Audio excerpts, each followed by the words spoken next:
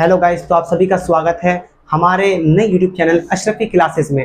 तो देखिए गाइस, ज़्यादा टाइम ना बर्बाद करते हुए आज से हम नई चीज़ें स्टार्ट करने वाले हैं। हम अपने यूट्यूब के माध्यम से आप सभी को ऑनलाइन क्लासेस प्रोवाइड करेंगे, जिसमें हम हिस्ट्री पॉलिटिकल की क्लासेस मेरे द्वारा आपको प्रोवाइड करी जाएंगी। तो गाइस देखिए, आपके एग्ज़ाम आने वाले हैं, एग्ज़ाम ज़्यादा आपके सर पे आए हुए हैं। तो देखिए गाइस, हम ज़्यादा आपके वन शॉट रिवीजन ज़्यादा से ज़्यादा कराने की कोशिश करेंगे और इस एग्जाम के बाद हम chapter wise chapter best explanation के साथ आपको वीडियो प्रोवाइड करी जाएगी। तो क्लास 12 का हमारा पहला चैप्टर यूनिट फर्स्ट है, दो ध्रुवीयता का अंत। तो हमने पहले चैप्टर में बात करी थी, जो रिलेटेड चैप्टर है शीत युद्ध का दौर। तो शीत युद्ध के दौर के बारे में थोड़ा सा पढ़ लेते हैं कि दो ध्रुवीयता है क्या। तो आप सभी को पता होना चाहिए कि शीत युद्ध के दौर में, शीत युद्ध का दौर, तो आप सबको पता होना चाहिए कि शीत युद्ध का दौर कब से कब तक चला था गाइस।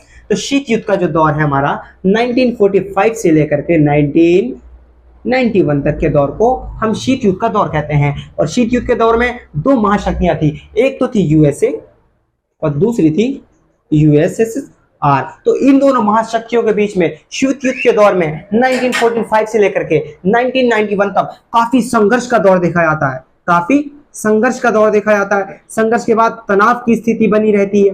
तनाव की स्थिति के बाद दोनों आपस में प्रतिस्पर्धा, कंपटीशन लगी रहती है दोनों देशों में। और स्पर्धा कैसी रहती है? अंतरिक्ष में पहुंचने की, हथियारों की होड़ लगी रहती है। तो इसी में से एक महाशक्ति यानी कि यूएसएसआर के विघटन के बारे में हम इस चैप्टर में गाइस पढ़ने वाले हैं। तो ज्यादा टाइम ना बर्बाद करते हुए आज का हमारा पहला टॉपिक है सोवियत संघ का गठन। तो देखिए, आप सभी को पता होना चाहिए कि सोवियत संघ का गठन कब हुआ था। तो 1917 में एक क्रांति हुई थी, रूसी क्रांति। कौन सी क्रांति गाइस? 1997 में रूसी क्रांति हुई थी। अब ये आपको कमेंट्स में बताने की इस रूसी क्रांति के नायक कौन थे। तो रूसी क्रांति होती है और रूसी क्रांति में जिसे बोल्शेविक क्रांति के नाम से भी जानते हैं। कौन सी क्रांति गाइस? बोल्शेविक क्रांति के नाम से भी जानते हैं। और इस क्रांति में यूएसएसआर की स्थापना होती है। किसकी स्थापना होती है? यूएसएसआर यानी कि सोवियत संघ की स्थापना होती है। और यूएसएसआर 15 गणराज्यों से मिलकर यानी कि 15 देशों से मिलकर के बनता है। और इसका मुखिया रहता है हमारा रूस। ठीक है गाइस। तो 1917 में क्रांति होती है, इसी से हमारे सोवियत संघ का गठन होता है। गठन के बाद हम बात करेंगे सोवियत प्रणाली की। तो गाइस, आपको पता होना चाहिए कि सोवियत प्रणाली क्या है। सोवियत प्रणाली, तो गाइस देखिए कि सोवियत प्रणाली है क्या। सोवियत प्रणाली के बारे में बात करूंगा कि 1917 में जो क्रांति होती है, रूसी क्रांति, उस क्रांति में एक अर्थव्यवस्था को अपनाया जाता है जिसे कहते हैं समाजवादी अर्थव्यवस्था। समाजवादी अर्थव्यवस्था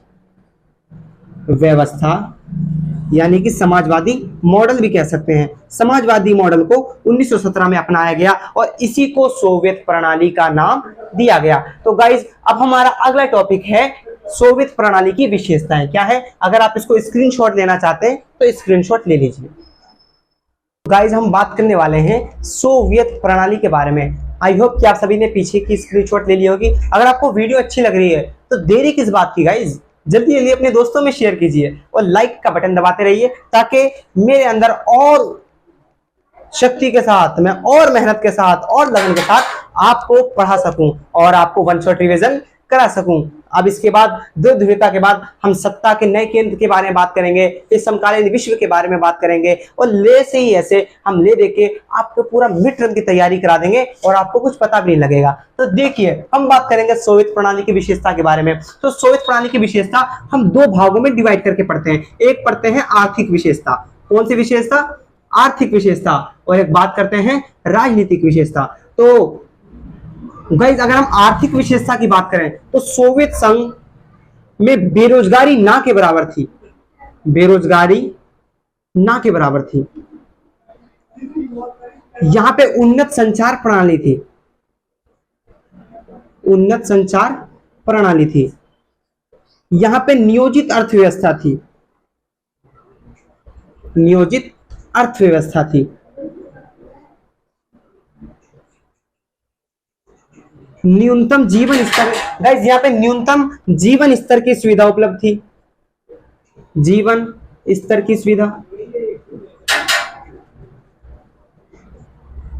और भी काफी सारे पॉइंट हैं गाइज। अगर आपके पेपर में क्वेश्चन आता है तो वेरी मोस्ट इंपॉर्टेंट क्वेश्चन है ये क्वेश्चन, आपके पेपर में 4 या 6 नंबर का ये क्वेश्चन आने की संभावना है। अगर हम बात करें आर्थिक विशेषता की, तो सोवियत संघ की जो बेरोजगारी थी बिल्कुल ना के बराबर थी, वहां पे रोजगारी बिल्कुल भी नहीं थी। और अगर बात करें वहां की टेक्नोलॉजी कैसी थी, तो वहां की टेक्नोलॉजी गाइस उन्नत संचार प्रणाली वहां पे थी। और वहां की अर्थव्यवस्था कैसी थी, वहां पे नियोजन के साथ कुछ भी काम होता था, वहां पे कुछ भी करने से पहले प्लानिंग करी जाती थी, उसको नियोजित अर्थव्यवस्था कहा गया। और वहां पे जीवन स्तर की सुविधा कैसी थी, मतलब वहां पे रहना कैसा था, स्वास्थ्य सुविधा अच्छी थी, वहां पे स्कूल की अच्छी थी, शिक्षा अच्छा था, तो वहां पे न्यूनतम जीवन स्तर की जो भी सुविधाएं होती हैं, बेसिक नीड्स वाली सुविधाएं होती हैं, वो बहुत ज्यादा अच्छी थी, जिसकी वजह से सोवियत संघ तेजी से विकास कर रहा था। और अगर हम राजनीतिक विशेषता की बात करें, ये तो हो गया 1 2 3 4। अगर आपके पेपर में 4 नंबर का क्वेश्चन आता है तो आप इन 4 पॉइंट्स को एक्सप्लेन कर सकते हो, और 6 नंबर का आता है तो आप 6 पॉइंट्स को एक्सप्लेन करते हो।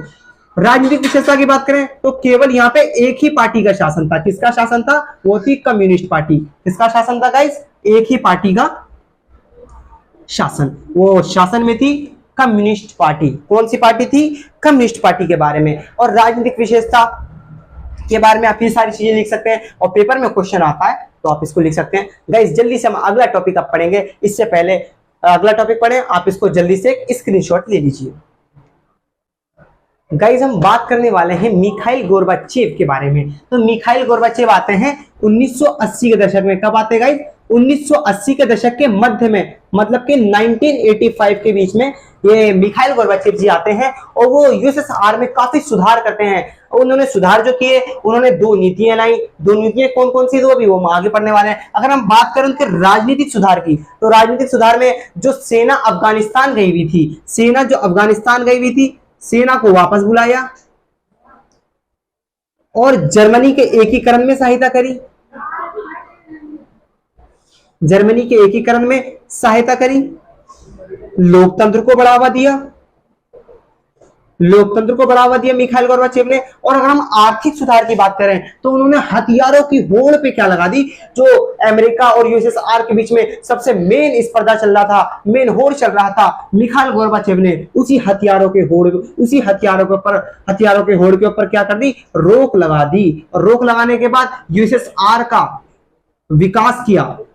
विकास कैसा किया, तेज गति के साथ विकास किया, तेज गति के साथ विकास किया, और निजीकरण को बढ़ावा दिया। किसको दिया, निजीकरण को बढ़ावा दिया, बढ़ावा दिया। और गाइस अगर हम आगे की बात करें तो इनकी 2 नीतियां आई हुई थी। एक तो थी पेरोस्त्रोइका, यानी कि पुनर्रचना। क्या गाइस, पुनर्रचना। और एक थी ग्लासनोस्ट,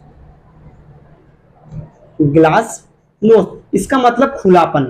क्या गाइस, खुलापन। तो इनकी 2 नीतियां आई थी। इन 2 नीतियों ने क्या किया, काफी काम किया। जो अर्थव्यवस्था की, जो यूएसएसआर की अर्थव्यवस्था थी, उसको पुनर्रचित किया हमारे मिखाइल गोर्बाचेव ने। और जो ग्लासनोस्ट नीति थी, इससे खुलापन को अपनाया गया, और खुलापन को अपनाने के बाद यूएसएसआर का विकास जो है तेजी से होने लगा। लेकिन कहीं ना कहीं जनता के अंदर नाराजगी थी, जो भ्रष्टाचार बढ़ा हुआ था उससे जनता बहुत ज्यादा नाराज थी, और जनता ये सोच रही थी जो भी हमारे यहाँ सुधार हो रहे हैं उससे क्या हो रहा है, हम बहुत धीरे से, धीमी गति से सुधार कर रहे हैं, और अमेरिका हमसे बहुत ज्यादा तेजी में आगे बढ़ रहा है, बल्कि हमारा जो यूएसएसआर है वो काफी तेजी से विकास नहीं कर पा रहा अमेरिका के मुकाबले। गाइस अगर आप इसको स्क्रीनशॉट लेना चाहते हैं तो स्क्रीनशॉट ले सकते हैं। तो गाइस अब हम मिखाइल गोर्बाचेव के बारे में पढ़ चुके हैं। अब हम बात करने वाले हैं सोवियत संघ का विघटन। तो विघटन देखिए गाइस किस तरह से होता है। विघटन जो है 1989 से स्टार्ट हो जाता है। कब से स्टार्ट हो जाता है, जनता के अंदर नाराजगी रहती है भ्रष्टाचार को लेकर के, और महंगाई को लेकर के, बेरोजगारी को लेकर के। पहले हमने विशेषता में बात करी तो वहां पे बेरोजगारी ना के बराबर थी, लेकिन अगर हम बात करें अभी की 1990 के आसपास की, तो गाइस यहाँ पे बेरोजगारी बढ़ जाती है, यहाँ पे भ्रष्टाचार बढ़ जाता है, जनता की आकांक्षाएं पूरी नहीं हो पाती है, और इन जनता की आकांक्षाएं पूरी ना होने की वजह से जनता के अंदर नाराजगी रहती है, और जनता के अंदर जब नाराजगी रहती है तो जनता ने अच्छे वो उखाड़ के फेंका है। तो इसी तरह से सोवियत संघ विघटित होता है 1989 में। गाइस 1989 में बर्लिन की दीवार को गिरा दिया जाता है। किसे गिरा दिया जाता है, बर्लिन की दीवार, जो 1961 में बनी थी, और ये बर्लिन की दीवार जो है ये पूर्वी और पश्चिमी इलाके को डिवाइड करती थी, आपस में विभाजित करती थी। गाइस हम पढ़ते हैं विघटन के कारण क्या थे, किस कारणों से सोवियत संघ का विघटन हो गया। बात करें कि जनता की आकांक्षाएं पूरी ना हो पाना, जनता की आकांक्षाओं का पूरा ना होना। देखिए भाई, जब जनता की आकांक्षाएं पूरी नहीं होगी, जनता की जो जरूरतें वो पूरी नहीं होगी, तो जनता के अंदर गुस्सा आएगा। तो इसी तरह सोवियत संघ के लोगों के अंदर गुस्सा आया, और जब गुस्सा आया तो सोवियत संघ का विघटन हो गया। विघटन की बात करें, नौकरशाही का शिकंजा, नौकरशाही का शिकंजा,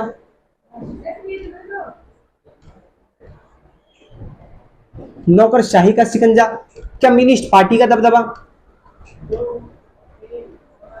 कम्युनिस्ट पार्टी का दबदबा,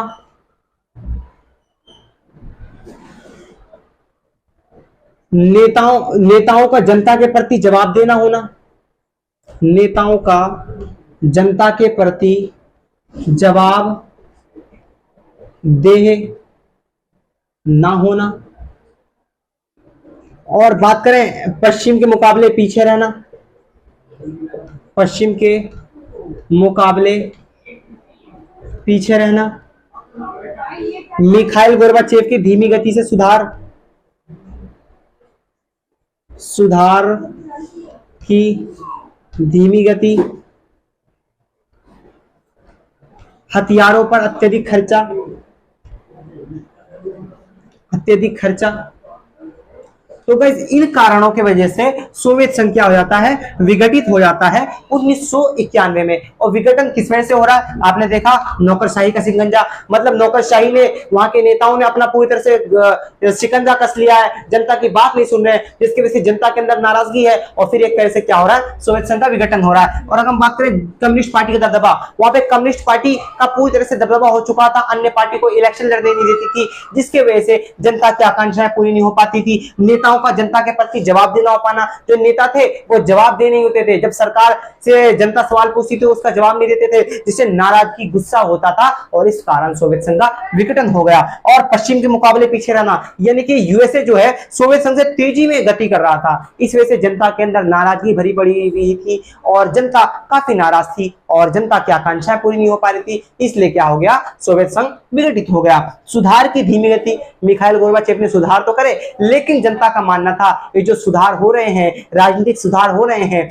आर्थिक सुधार हो रहे हैं, ये इसकी जो गति है ये बड़ी धीमी हुई है, इसलिए जनता ने क्या किया, सोवियत संघ का विघटन कर दिया। अत्यधिक खर्चा की बात करें, हथियारों के ऊपर इन्होंने अत्यधिक खर्चा किया। इन कारणों की वजह से सोवियत संघ क्या हो जाती है, विघटित हो जाती है। अब हम आगे का बात करेंगे नेक्स्ट पार्ट 2 में, और उस पार्ट 2 में हम इस चैप्टर को क्या कर देंगे गाइस, पूरी तरीके से खत्म कर देंगे। उम्मीद करता हूं कि आप सभी को ये वीडियो पसंद आई होगी, और अगर आपको ये वीडियो पसंद आई है तो आप इस वीडियो को शेयर कीजिए अपने दोस्तों के साथ, अपने मित्रों के साथ, अपने स्कूल्स के ग्रुप में, अपने ट्यूशंस के ग्रुप्स में, और हमारे चैनल को सब्सक्राइब करना ना भूलें। और हमारी जो भी वीडियो आएगी, ये वीडियो भी लगातार आती रहेगी, तो आपको क्या करना है गाइस, छोटा सा काम करना है, चैनल को सब्सक्राइब करना है। सब्सक्राइब करने के बाद जो हमारी वीडियो आएगी उसकी नोटिफिकेशन आपको कैसे मिलेगी, आपको बेल आइकन प्रेस कर देना है। आई होप कि आपको वीडियो अच्छी लगी होगी। धन्यवाद।